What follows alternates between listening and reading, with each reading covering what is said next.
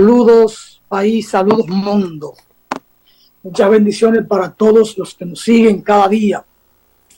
Aquí iniciamos su espacio Voz para el Cambio, una ventana de opinión de compromiso con la patria. Jueves, tiempo para hablar de agropecuaria y algo más. El mundo amanece hoy virado con lo que está pasando en el continente. En Perú, la crisis política se agudiza. A Pedro Castillo, la fuerza de la derecha no lo dejó gobernar. Desde antes de juramentarse empezaron a satanizarlo. El indígena, el campesino, el profesorcito con su sombrero blanco que no se lo apeaba ni para dormir.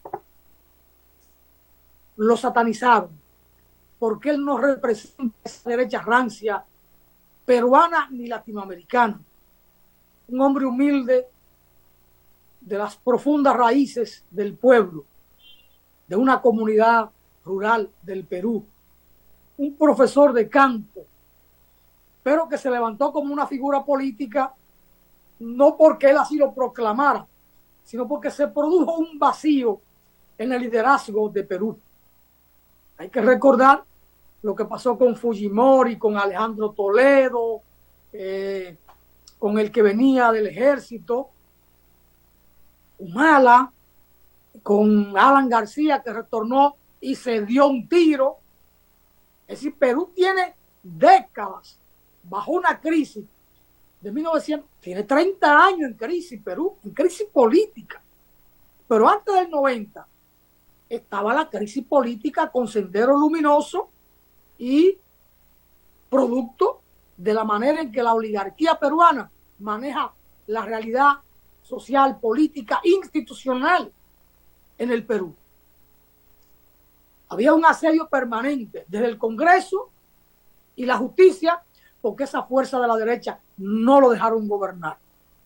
Se vio asfixiado y disolvió el Parlamento para dar paso a un gobierno de excepción. De acuerdo a la Constitución del Perú, pero lo entendieron como un golpe de Estado. Un presidente que da un golpe de Estado. Se inventan todas las figuras. Naturalmente, como Pedro Castillo tenía un acercamiento con el discurso de los progresistas, Estados Unidos satanizó, condenó la disolución del Congreso peruano.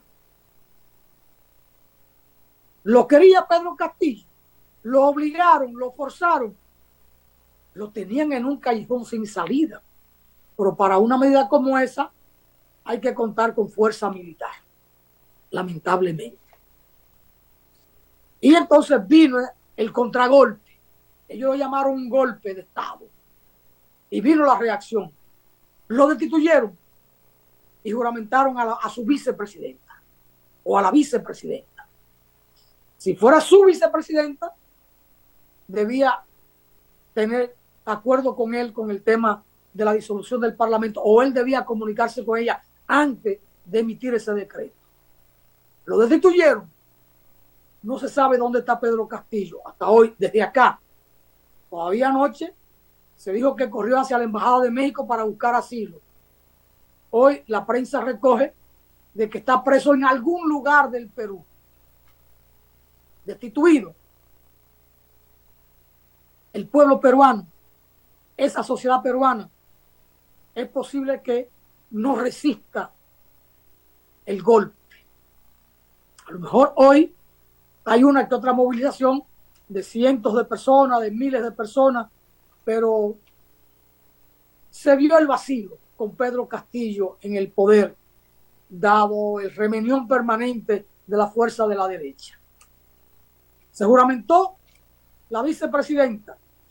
Por ahí hay una foto de ella importada, abogada, Dina Boluarte.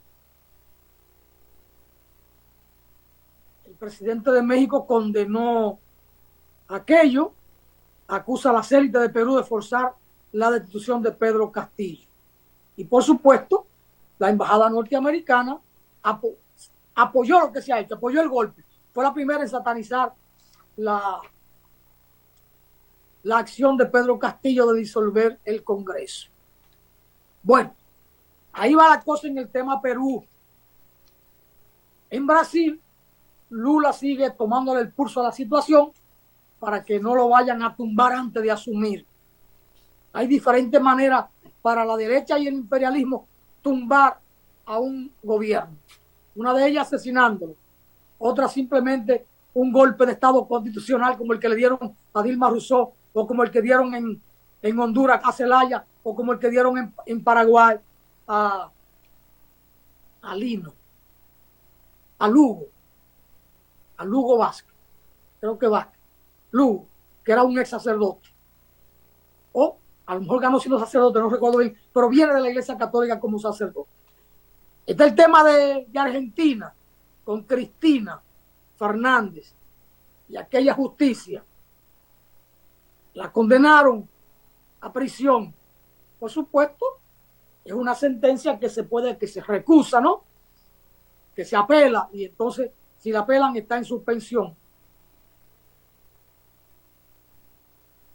Así es que Argentina también tiene una situación, y ahí sí habrá protesta, porque Cristina tiene pueblo.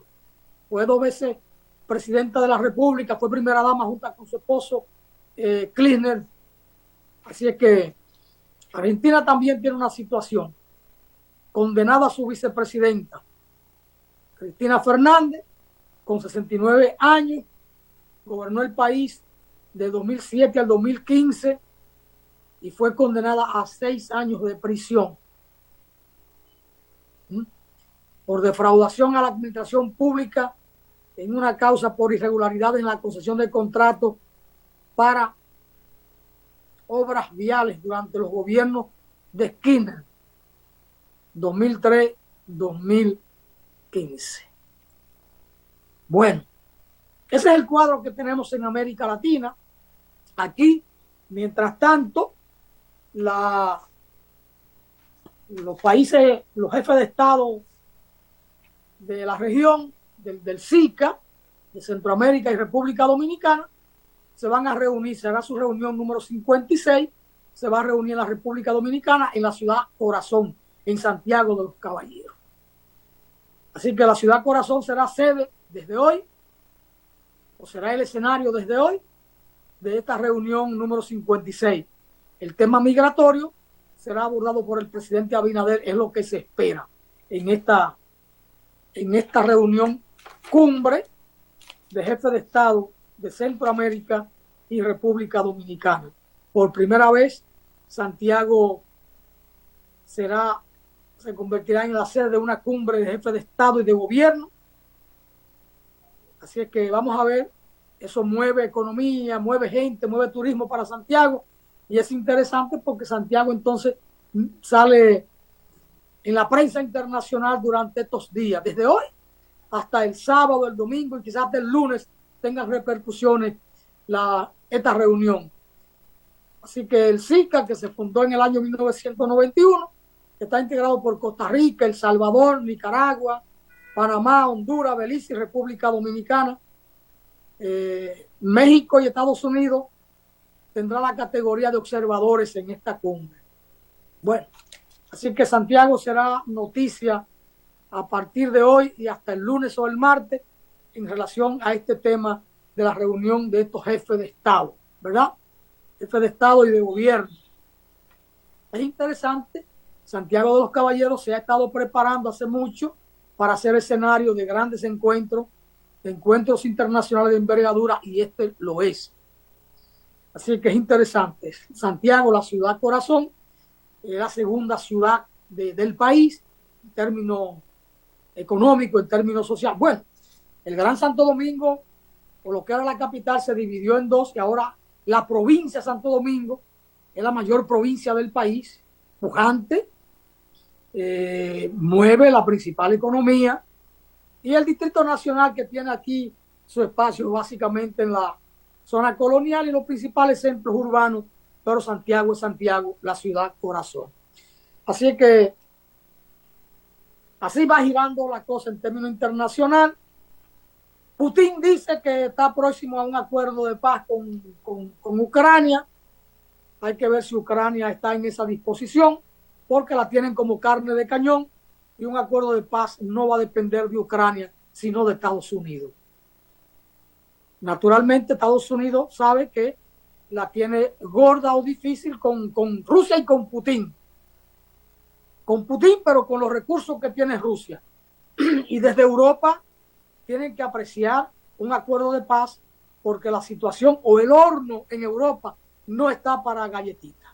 El general invierno le puede doblar el pulso a los europeos, porque dependen del gas y del petróleo ruso en una buena parte de su economía. Hay economía en Europa, por ejemplo Alemania, que depende en un 40% del gas ruso y quizás del 30-32% del petróleo. Lo mismo Francia, Suiza y otros países. Entonces se le puede venir así encima el general invierno y tener miles, quizás cientos de miles de muertos producto de la ola de frío en Europa. Y se prevé que este sea un invierno muy fuerte en Europa y en toda la región del norte, Canadá, Estados Unidos y todo esto. De todas maneras, un acuerdo de paz siempre será bien recibido. Un mal acuerdo de paz será mejor que mantener la guerra para cualquier país. Así es que la paz es el camino. No hay camino a la paz. La paz es el camino. La guerra nunca debió ser. Debieron respetar a Rusia, porque Rusia no es un maíz que usted se lo puede comer sancochado o pasarlo por el guayo para hacer bollo. Rusia es uno de los grandes y los grandes se respetan, porque los grandes tienen madera, tienen recursos para responder. Entonces deben ser respetados. Y la frontera de Rusia, la seguridad de Rusia debió preservarse. Pero Estados Unidos se equivocó, calculó mal con Rusia. Y mientras Rusia tenga a un Putin y a un Medvedev, que fue presidente, que ahora es el vicepresidente del Consejo de Seguridad, y esa clave de Putin, no pueden estar inventando con Rusia. Si logran tener allí a un presidente borracho como Boris Yeltsin, pudieran hacer una que otra bellaquería, pero al final el orgullo ruso se va a levantar. Al final el orgullo ruso se va a levantar. Rusia cayó en la pobreza cuando se derrumba la Unión Soviética, y vimos las imágenes de muchos pobres de aquel país, de aquel gran país, buscando comida en zafacones. Año 91, 92, 93, 94, y mucha gente muriendo de frío en Rusia. Y llegó Putin y levantó el orgullo ruso, porque el orgullo ruso no es cualquier cosa. Rusia tiene una cultura de potencia de hace cientos y cientos de años. La Gran Rusia de Pedro el Grande y de Catalina,